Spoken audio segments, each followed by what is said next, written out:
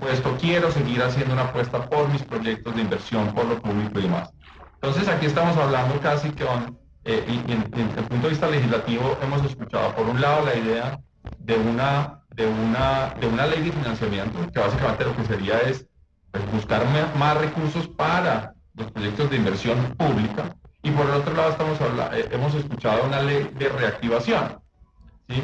Y ahí es donde quizás el gobierno tiene que sentarse y volver quizás al tablero de cuáles son sus estrategias para, dada esa realidad de que muchos de los proyectos, incluso la ejecución pública, no ha venido acompañando digamos, esa gran propuesta de ir moldeando la economía colombiana en una dirección diferente, pues ahora que se enfrenta a esta realidad, cuál va a ser finalmente el rumbo a seguir. Yo creo que esa es como la tensión más clara de fondo que estamos viendo hoy. Ahora, antes de pasar al tema de cómo reactivar, cuál sería como esa fórmula, pasemos primero a la fórmula de supongamos que necesitamos estos nuevos ingresos tributarios ante los gastos que tiene el Estado y lo apretadas que están las finanzas también, que serían como las dos vías, ¿no? La tributaria y luego la de reactivación. ¿Dónde encontrar nuevos recursos? ¿Cómo liberar al contribuyente sin un impacto considerable para el fisco y los recursos de la nación? Digamos, ¿qué es lo que hay que tocar? Diana, yo pido la palabra en esta segunda ronda, que no me la dio. Adelante. Muy bien. Entonces, lo primero, usted decía, si el gasto se recorta, eso va contra el crecimiento económico, pero el crecimiento económico no solo depende del gasto. Si la gente piensa que va a haber nuevos tributos, eso no contribuye. Si no hay confianza, como decían mis compañeros, no vamos a crecer. Entonces, yo quiero primero como presentar una historia de qué ha pasado en lo fiscal. Mauricio Cárdenas tiene un excelente libro sobre la economía colombiana donde aparece el gasto público del país desde 1907 y muestra que era más o menos 10% del PIB, 80 años. Con la cuestión del 91 de crecer, y en la pandemia gastamos mucho más. Como lo recomiendan los libros de texto de economía, cuando hay guerras o pandemias, gaste más e incurre en déficit, en deudas, pero eso hay que pagarlo. El gobierno piensa que estamos todavía en el mundo de la pandemia y no se ha recortado el gasto. Tenemos que volver atrás a los viejos tiempos, por lo menos a los tiempos antes de la pandemia. Ese es un punto. Y el otro punto es que el gobierno sobreestimó los ingresos tributarios. Y eso no pasó. Pensó que podía obtener plata con litigios, pensó que podía obtener plata con un excelente trabajo de la DIAN, que no ocurrió, y quizá con crecimiento económico. Yo creo que hay que volver a, como dirían, a sincerarlo, para decir, hay que hacer el ajuste fiscal, sobre todo por el lado del gasto. Sí, sería mejor que hubiera confianza, que tuviéramos impuestos, pero no, eso no será. Yo creo que es el momento de recortar el gasto, y en esas discusiones todavía no se incluye, por ejemplo, lo que implica la reforma pensional y otras reformas que el gobierno tiene en mente. Y también hay que sumarle a eso, Juan José, el incremento de funcionamiento que se dio con unas expectativas de crecimiento que no se dieron, con unos ingresos que no se dieron, pero sí se aumentó el funcionamiento. De hecho, el simple hecho que en un año y medio, como se estima, se aumentó o se duplicó el gasto de funcionamiento en 100 billones de pesos, pues quiere decir que ahí hay un gasto necesario que innecesario en el sentido de que no se tiene los recursos, no se dio la proyección de crecimiento de las acciones que se iban a desarrollar, por lo tanto, ahí debería de comenzarse a hacer un proceso de austeridad de gasto. O sea, no es inversión, es salarios. Es salario, Mauricio, el país completa 19 tributarias en 34 años. Aumentos en IVA, planes contra la evasión, aumento de renta, aumento de base gravable, algunas exenciones. Muchos de ustedes han tomado decisiones en este país. ¿Por qué no hemos logrado tener una tributación progresiva, equitativa? ¿Por qué no se ha eliminado toda esa regresividad? O sea, ¿en qué hemos fallado?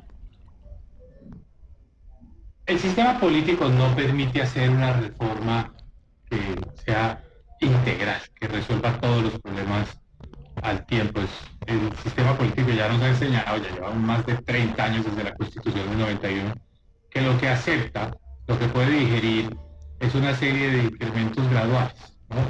Entonces, paso a paso a paso se va mejorando el impuesto de renta, se va mejorando el IVA, en fin.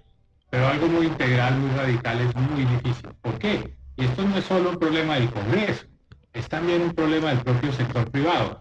Cada vez que hay una reforma tributaria, pues salen todos los anticuerpos para tratar de frenar cualquier cambio que signifique eliminar exenciones o beneficios.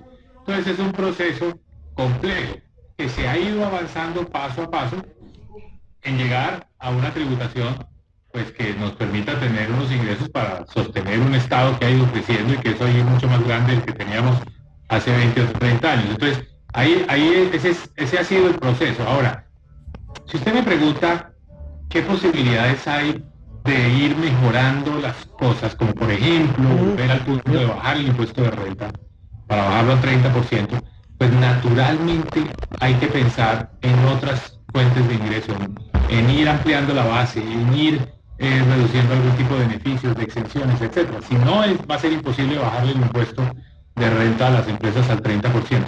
Y también lo que dice Juan José es absolutamente cierto, y es que el gobierno se montó vamos a ponerlo en cifras, perdóname aquí lo técnico y que de pronto puede sonar cansón.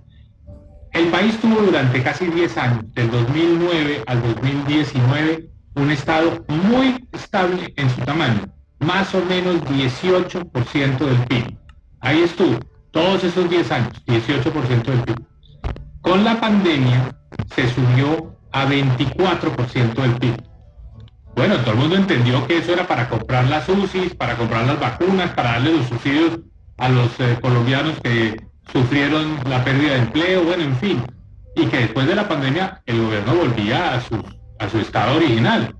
Eso no ocurrió. El Estado se quedó montado en ese 24% del PIB. Ahí está hoy. Y uno se pregunta, ¿en qué estamos gastando? Y la respuesta es increíblemente frustrante. Porque la respuesta es, mire, realmente una parte muy importante de ese mayor gasto hoy en día son más intereses. O sea, nos montamos en un nivel de gasto más alto. Nos tuvimos que endeudar para sostener ese gasto más alto. Y ahora tenemos que pagar unos intereses. Y esos intereses son los que nos tienen allá arriba. Porque si antes nos gastábamos el 3% del PIB en intereses, ahora nos gastamos el 5% del PIB en intereses. O sea, 2 puntos es por cuenta de los intereses. El mundo al revés. Porque si bajáramos el gasto, si bajáramos la deuda, podríamos bajar otra vez los intereses al 3%. Otra cosa, otro elemento, los gastos de funcionamiento. O sea, subieron mucho los gastos de funcionamiento, nóminas, y eso no echa para atrás. Eso nunca echa reversa. Es imposible, la rigidez es total. Entonces, aquí lo que se necesita es un nuevo gobierno. Esto no lo va a hacer Gustavo Petro, bien. Es un nuevo gobierno que diga, mire, lo primero es, vamos a tener que bajar el gasto público. Vamos a tener que bajarlo de una forma que no le toque el bolsillo a la gente, que no le afecte negativamente a los colombianos. Y a renglón seguido, bajar la tarifa del impuesto de renta de las empresas al 30%. Y bajar la deuda, y bajar el pago de intereses, y volver un poco a donde estábamos en el 2018-2019 en términos del tamaño del Estado, de lo que nos cuestan los intereses y en términos de unos gastos de funcionamiento que se han disparado. Entonces, en mi opinión... La renta para personas naturales también ya está en un tope, ¿no? Está en un tope sin duda para las personas de ingresos, digamos, de más de 10 millones de pesos al mes, porque hay incluso una tarifa marginal que es 39%. Diana, esa fue otra de las reformas del gobierno pasado, para tratar de generar esos ingresos y sumada a la reforma también de esta administración, de Gustavo Petro. 39% es una tarifa muy alta para esos ingresos marginales.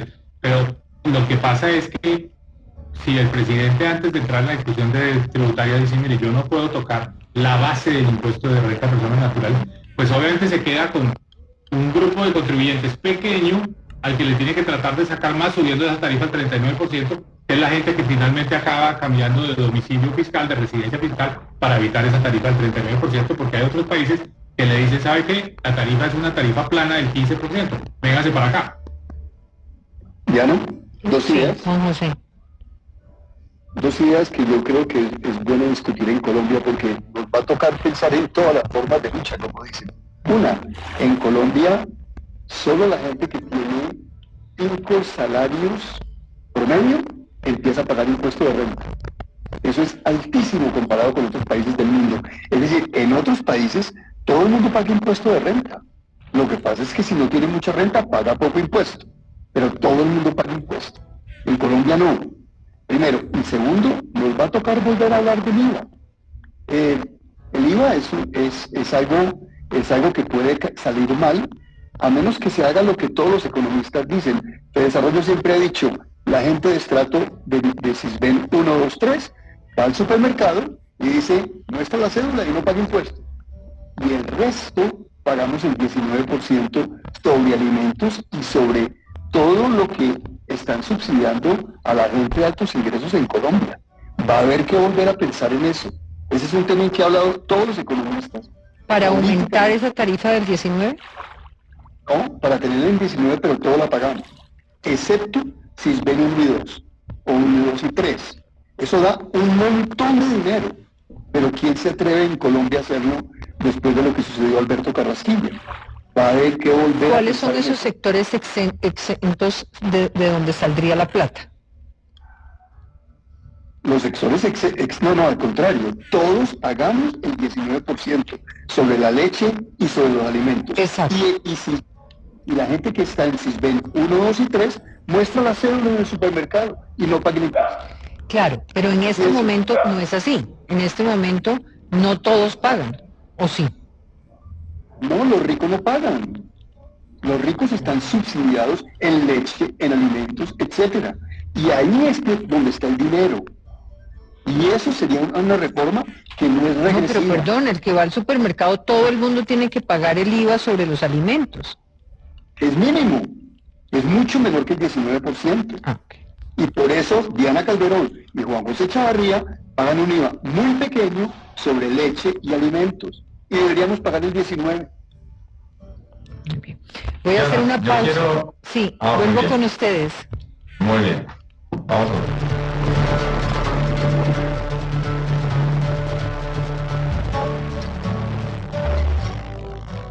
Este celular tiene pantalla alta definición para ver los partidos en la oficina, pero este mes tengo mucho trabajo.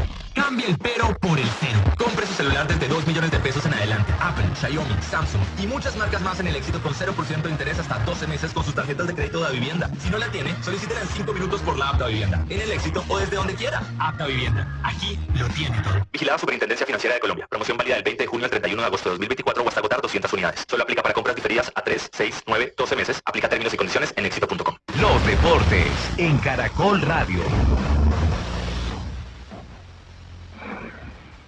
El poderoso Deportivo Independiente Medellín ya conoce a su rival en los octavos de final de la Copa Sudamericana. Torneo internacional en el que enfrentará a Palestino de Chile, equipo que dejó en el camino a Cuiabá de Brasil, tras superarlo en el partido de vuelta como visitante 2-1 y en el marcador global por 3-2. De esta manera, el poderoso jugará la ida el 14 de agosto como visitante en Chile, el día 21 también de agosto, pero jugando en Pereira para definir el clasificado a la siguiente instancia. Recordemos que Medellín viene de clasificar como primero del Grupo A, en el que terminó con 13 puntos.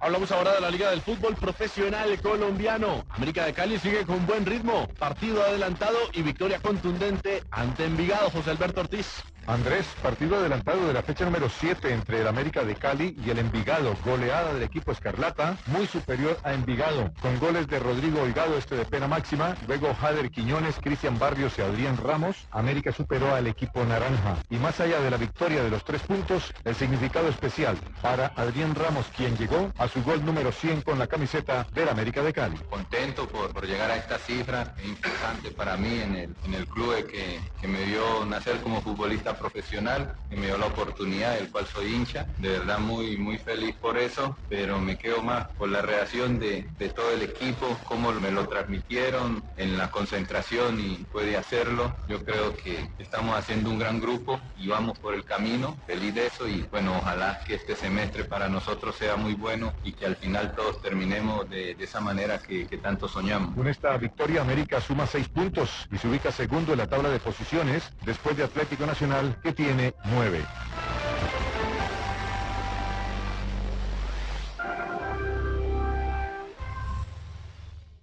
El libro Cuento con Derechos de la Defensoría del Pueblo permite comprender que los derechos de los niños, niñas y adolescentes no son negociables. Recuerda que tus derechos son prevalentes y especialmente protegidos. En la Defensoría del Pueblo protegemos tus derechos. Apoya Caracol Social. Hora 20. Regresamos en este Hora 20 de la economía en Colombia. María Claudia Lacutir, Juan José Chavarría, Mauricio Cárdenas, José Ignacio López. José Ignacio, usted quería hablar de reactivación y quiero empezar porque nos metamos un poco ahora a abordar este punto. Si me permiten, consultamos a algunos presidentes de gremios para que nos plantearan sus fórmulas para reactivar el país. Me gustaría que los escucharan, son 4 voces importantes, pero además con una coincidencia. Empecemos por Jorge Enrique Bedoya, presidente de la SAC.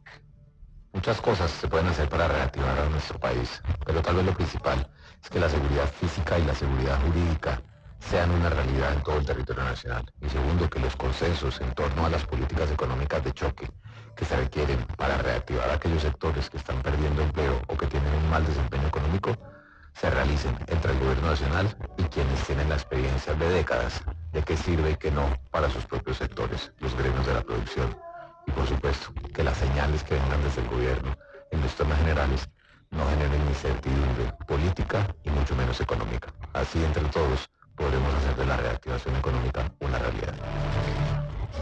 Desde el sector energético, Luz Estela Murgas, presidente de Naturgas. La mejor fórmula para la reactivación económica en Colombia es ser pragmáticos y empoderarnos de soluciones. Desde la industria del gas natural tenemos un reto urgente, es asegurar el suministro de gas para 36 millones de colombianos que hoy lo utilizan en sus hogares, comercios e industrias y también para acelerar la transición energética. Debemos trabajar unidos con determinación y compromiso para adoptar las medidas de política pública y regulatoria que nos permitan incrementar oferta local de gas y habilitar todas las fuentes externas de suministro. Hoy también es vital dinamizar la actividad exploratoria. Tan solo en la última década, la perforación de pozos exploratorios disminuyó drásticamente, afectando nuestra autosuficiencia, que se redujo de 13 a 6.1. Desde el sector de servicios públicos, Camilo Sánchez, presidente de Andesco.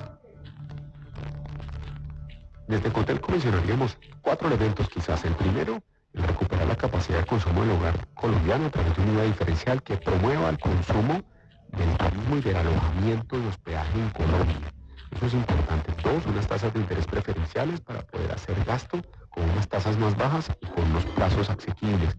3, la seguridad, que por supuesto garantice la confianza de los desplazamientos terrestres en nuestro país. Y 4, generar controles sobre la informalidad, que está creciendo a unas tasas muy rápidas y que por supuesto afectan los indicadores del turismo. Ahora sí, Camilo Sánchez, presidente de Andesco. El primer paso para recuperar la reactivación económica en Colombia es mejorar la seguridad en todos los aspectos. Igualmente, darle condiciones a los inversionistas para tener seguridad jurídica, para que vuelvan a crear en el país, para que no saquen los recursos y podamos generar empleo y desarrollo. Igualmente, tener un lenguaje diferente, no tener mensajes contradictorios y mensajes que simplemente son anuncios que no van a terminar en nada, como una reforma tributaria, una reelección presidencial o una constituyente. Al final no van a pasar, pero lo que sí hacen es adormecer al país y entrar en una patria boba.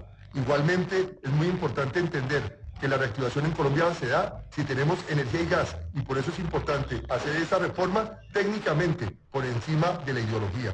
Por último, no olvidar que el mantra que tiene que tener el gobierno y los empresarios es que unidos podemos cambiar este país, pero que si no trabajamos en conjunto, simplemente van a ser anuncios y anuncios y anuncios. Seguridad como un denominador, pero entro con los especialistas, cómo acelerar el aparato productivo, cómo ven las líneas que ha planteado el gobierno y hacia dónde debería conducirse. José Ignacio, usted tiene la palabra. Bueno, Diana, ahí recibimos una serie de recomendaciones. Hay un componente claro y es común y es una demanda que no es solo, digamos, del sector empresarial, sino el de la población general, y es la preocupación por los temas de seguridad. Yo creo que ahí hay un espacio grande donde el gobierno tiene que reconocer que dentro del marco de la paz total, pues estamos viendo un deterioro real en las condiciones de seguridad de muchas regiones del país. Eso claramente no solo está afectando el bienestar y la vida de muchas personas, sino también está teniendo un efecto muy adverso sobre la confianza inversionista, sobre la logística del país. Por ejemplo, el transporte de carga está sufriendo muchísimo, digamos, como resultado de constantes bloqueos, extorsiones, amenazas. Y quizás, y este era un comentario que quería hacer, es, dada la apretada situación fiscal, creo que lo que hay que buscar son fórmulas donde no necesariamente se requieren muchos recursos, pero sí se puede hacer una gran diferencia. Bueno, en el caso de seguridad, obviamente que la política de seguridad puede ser costosa, pero en general el Estado colombiano tiene el aparato de seguridad para responder a estas demandas que está haciendo tanto las personas como el sector empresarial. Hay otras cosas donde el país también puede avanzar, y yo creo que es importante llamar la atención, y donde el gobierno paradójicamente podría tener una ventaja comparativa en un momento donde los recursos son escasos, pero sí puede hacer cosas como, por ejemplo, buscar acelerar los procesos de licencias ambientales. Muchos de los proyectos del país están en cuellos de botella por están temas paralizados. Los grandes proyectos en este momento están paralizados por el tema del Ministerio de Ambiente. Claro, pero el Ministerio de Ambiente tiene la capacidad, las competencias, tiene esa conectividad para tomar decisiones. Para tomar esas decisiones y levantar muchos de esos cuellos de botella, y incluso este es un tema no solo estrictamente de la licencia, sino también del manejo de comunidades, y ahí el gobierno podría realmente hacer una diferencia, y esa sería quizás una política de reactivación que no descansa tanto en los recursos, sino en la capacidad de llegar a consensos, de movilizar los proyectos, de encontrar esas prioridades y hacer viable en estos 2 años que le quedan al gobierno muchos de esos proyectos. Lo otro que también hay que decirlo, y quizás es algo que se escucha en muchas de las intervenciones que vimos, es el tema del diálogo.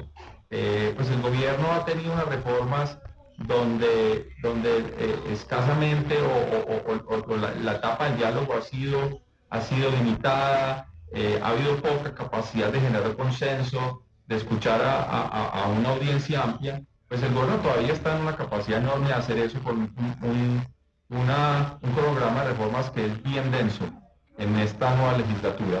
Pues esta será una oportunidad para precisamente buscar ese tipo de cosas. Y bueno, hay políticas de reactivación que también serían sin costo, pero yo creo que va a ser difícil que el gobierno las escuche. Ya como se mencionó una, y Luz Estela Burgas de Natural lo mencionaba de manera muy clara, hay una preocupación inminente sobre la autosuficiencia energética del país, en particular sobre el tema del gas, y pues tener una nueva ronda de contratos de exploración aliviaría de alguna manera, o sería un instrumento adicional en esa medida sin que fuera fiscalmente costoso. Entonces yo creo que aquí hay quizás recetas, y pues nuestra labor quizás desde ANIFE es simplemente ir y enfatizar esas recetas. Ojalá también desde el gobierno pues haya esa sintonía para, sabiendo el fiscal, pues sintonizarse con este tipo de políticas que podrían llevarse a cabo. María Claudia Lacuti. Sí, gracias Diana. Yo creo que en esta reactivación lo primero que hay que mencionar es que no da espera. Y ese sentido de no espera es que hay que determinar aquellas acciones de corto plazo, urgente, acciones concretas, realizables, que se puedan desarrollar y que le quite el freno de mano a la economía. Si nosotros, y yo pues no estoy de acuerdo del tema de diálogo, porque parte del ejercicio la semana pasada tuvimos un primer acercamiento entre el gobierno y los sectores, los gremios de los sectores productivos para hablar de la reactivación económica, donde hay que celebrar que se dio ese espacio que fue convocado por la directora del DAPRE y por el director de Planeación, para mostrarnos un proyecto de reactivación, una estrategia de reactivación económica que sin lugar a duda tiene variables importantes, pero muchas de ellas no son de corto plazo, son de mediano y largo plazo. otras están relacionadas con recursos de regalías, y para lograr presentar y poder obtener esos recursos por parte de regalías en temáticas urgentes, pues no son los apropiados o no podrían estar destinados esos proyectos por parte de regalías. De ahí pasaría al tema de cuáles son esos proyectos. Al mismo tiempo, yo creo que más allá de las conversaciones, tenemos ya muchas ideas, estamos analizados en los temas que podemos hacer de reactivación, y si ponemos en una matriz todas las posibilidades de reactivación, salen muchas. Tenemos es que pasar de diálogos a consenso.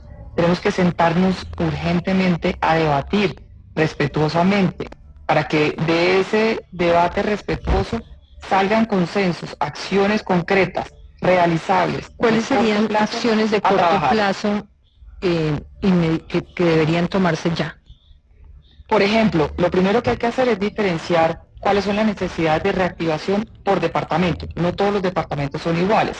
Y cuando se muestra una variable completa de acciones para todos iguales, en Bogotá, Medellín y Cali y, por ejemplo, Barranquilla, una reactivación puede ser inmediata, es un tema de flujo de caja de las empresas, hacer dinamizar la capacidad del tejido empresarial. Y si miramos otras capitales, la dinamización de la construcción de vivienda. Y si miramos las regiones agrícolas, inversiones que reduzcan los costos de transporte, el almacenamiento, la transformación de productos, hacer un proceso de redescuentos, apuestas a garantías para los créditos de las empresas. En fin, son acciones que dinamicen al sector empresarial. Juan José. Bueno, bien, algunas ideas adicionales que se pueden adoptar. Una, ayudar al Banco de la República para que baje la inflación. ¿Cómo? Bajando aranceles, que en muchos productos son de 80 y 100%. Yo creo que ningún producto en Colombia debe tener aranceles más altos de 20%, que es un montón. Eso le permitiría al Banco de la República bajar tasas de interés más rápido. Y si las tasas de interés bajan, eso permitiría irrigar la economía de más crédito, que es el dinamizador por excelencia. Las tasas de usura bajarían, etc. Y una cuarta idea es: las transacciones financieras llegan a costar cero. El Banco de la República tiene la forma de hacerlo. En el mundo entero... ¿Estamos hablando del 4 por mil? No, estamos hablando de cuánto cuesta transferir recursos de un banco a otro, de que yo le